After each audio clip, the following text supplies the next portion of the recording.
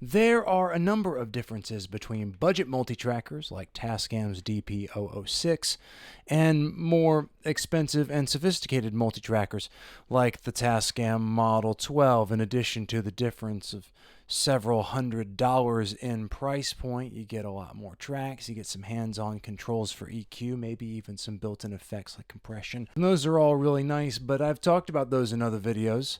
In this video, I want to focus on something that I haven't addressed directly, and that's routing options. Sexy, I know, but it's actually something that's really important if you want to use a multi-tracker as the centerpiece of a more complex recording setup, and if you want to give yourself options for manipulating sounds that you are recording or may have already recorded. Let me show you a little bit about the routing options in this machine so that you understand what I'm talking about and maybe know what to look for when building your recording setup. Now, to start, I should clarify what I mean by routing, because every multi-tracker has some routing built in it, like the routing from the input on one recording channel to whatever inside the multi-tracker actually records sound. That kind of routing is obviously important, but that's not what I'm talking about in this video. Instead, I'm focused on ways that a machine can send incoming signal or recorded signal somewhere else. One of those destinations might be the built-in effects section of a multi-tracker, but I've already talked about that in another video. But you can do a lot more than send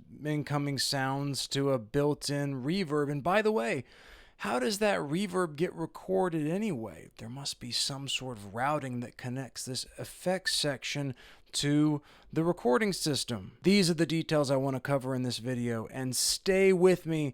I promise they actually matter for real recording. That last note about routing for the effects section is a good entry point into, by the way, I'm sorry about the shadow that's going on here. As you can see, I've got tons of space available for a fancy YouTube or lighting rig. Anyway, back to the Model 12. You can see here that next to this beautiful orange slider that controls the level of the effects that you're sending, there are a few little toggle switches with funny words on them. Mute is kind of obvious, but what are these others in the center? Aux, main, sub. What they are controls that help tell the effects section where the sound from the effects needs to be sent.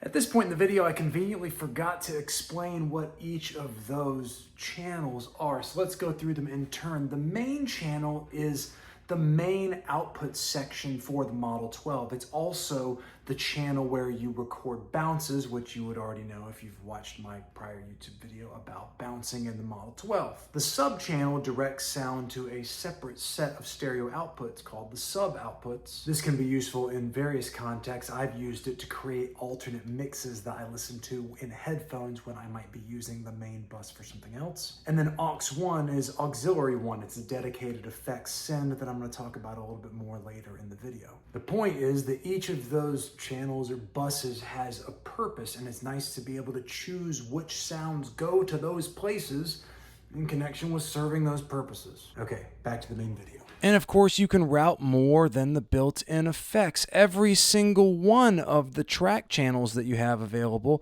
has toggles for main and sub, and those tell you whether you're sending those particular tracks to those specific channels of the mixer multi-tracker system. So when you're recording, if you want something to play back through the main channel, you would push that button in on the relevant track. And if you don't want it to play through the main channel, for example, if you want to exclude something like, I don't know, this guide vocal from the bounce of other elements, you could just mute the entire channel, but there are reasons you might not. You could also deselect it from the main channel, and then the sound of what's coming through that track would not appear in the main fader. That's the master place where your bounces live. But why not just hit the mute button? I mean, it turns a little light on the system. That seems cool, and it has the same effect, right? Well, if your goal is to mute everything that's happening in a specific channel, then yeah, mute does the job. But sometimes you just don't want a specific thing from that channel to hit the main fader. But you might want the flexibility to route other information from that channel through some other means. Let's talk about that now. If our eyes drift up from the big fader and that beautiful bright mute button, we get to these orange knobs that control the auxiliary and effects sends in this system. These controls tell the Model 12 to route information from a specific track, like say this is track number 5 that I actually was using an effect on, to, in this case, the effects section. But what if I wanted to hear that affected sound and not the actual raw sound that I've recorded to track 5? If I hit mute there, I would turn off everything that comes through track 5, including the bit that I want to send to the effects. But what if I deselected track 5 from the main channel? Let's find out, though we're not going to use track 5 because track 5 is pad, and that will be pretty boring in this example. Let's try instead track 6, drums and echo. I'm going to, for this example, mute all the other tracks and play you some of that drum. That's the sound of the drum on its own. I'm going to now add a little bit of the effects section. I'm going to add a lot of the effects section. It's the sound of a flanger. What if I decided that I really liked that flanger sound and wanted to hear only that? If I mute the drum, everything stops. But what happens if I deselect my drum track from the main channel? Can you hear the difference? With the drums, without the drums. That is the power of routing, and not only because it can be fun when you're mixing to like take raw tracks in and out of the mix, go just with effects or something. It can be fun for experimenting, but also because this ability to change what's in and out of the main channel is fantastic when you want to do external processing. Let's get to the reason why you probably clicked on this video in the first place. First, I need to reset things. And now I'm going to go up to auxiliary send 1 and add some juice because I want to send some of this drum and echo sound to the Roland SP-404 Mark II. That knob is telling this device to send part of that signal through a cable back here that's connected to the auxiliary 1 output that is squirming around into the input of the 404. And then the output of the 404 is squirming back here into track number 2. Let's unmute track 2. And since we're focused on routing, let's think about what we're going to do with the routing here. I'm going to make sure that track 2 is coming through the main output. That's what's sending signal to my really high quality monitor over here.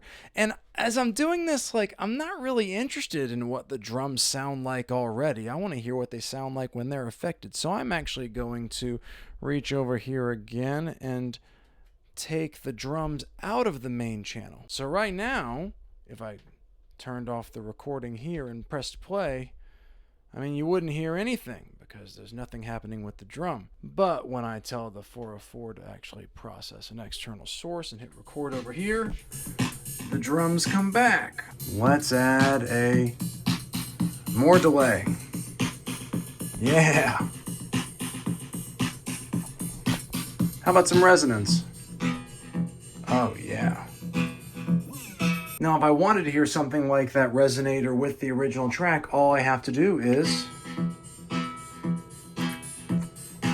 add the original drum track back to the main routing. And of course, I could unmute all my other tracks if I wanted to hear what my weird resonant thing sounds like in a mix.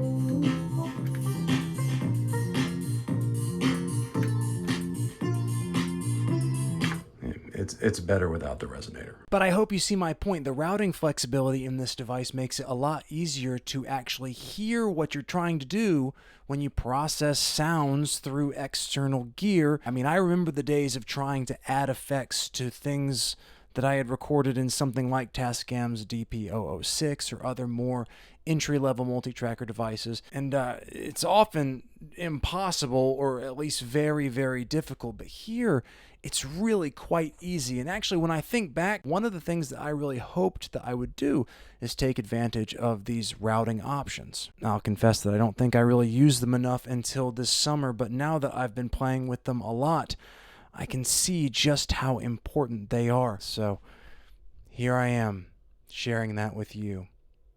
That's all I have to say. I hope you're doing well. If you have questions, thoughts, comments, or if I've gotten something horribly wrong, tell us about it in the comments. Otherwise, I hope you're doing well. Take care of yourselves. and I'll see you around.